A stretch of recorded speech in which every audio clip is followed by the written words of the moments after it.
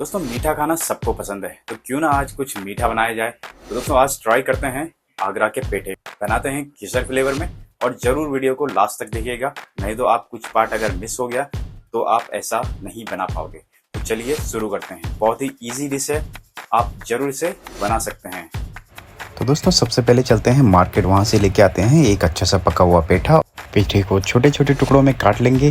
पेठे के अंदर का सॉफ्ट पार्ट और बीज को निकाल देंगे और बाहर का छिलका भी हटा देंगे। काटने के बाद इसमें फोर्क से अच्छी तरीके से निशान मार दें ताकि फ्लेवर अंदर तक जाए। उसके बाद एक पतीले में पानी लें और 1 चम्मच पीने का पानी घोल के उस पतीले में डालें और अब सारे कटे हुए पेठा को पानी के अंदर डुबो दें। आप चाहें तो इसके ऊपर एक टिश्यू रख सकते हैं। इसके बाद इसको 12 घंटे के लिए फ्रिज में रख दें। आप इसे ओवरनाइट भी रख सकते हैं और उसके बाद निकाल के इसे अच्छी तरीके से धोएं और इसको 5 मिनट तक ड्राई होने के लिए छोड़ दें। उसके बाद पेठे को उबलते हुए पानी में बॉईल करें। कम से कम 20 मिनट तक हम इसको बॉईल करेंगे। एक और पैन लें, उसमें 1 किलो चीनी डाल के 2 कप पानी डालें। इसमें ऐड करें थोड़े से संतरे के छिलके और 1 चुटकी केसर की डालें। आप इसमें 1 स्लाइस संतरे का भी डाल सकते हैं। पेठा जब 20 से 25 मिनट तक पक जाएगा उसके बाद ये ट्रांसपेरेंट दिखने लगेगा।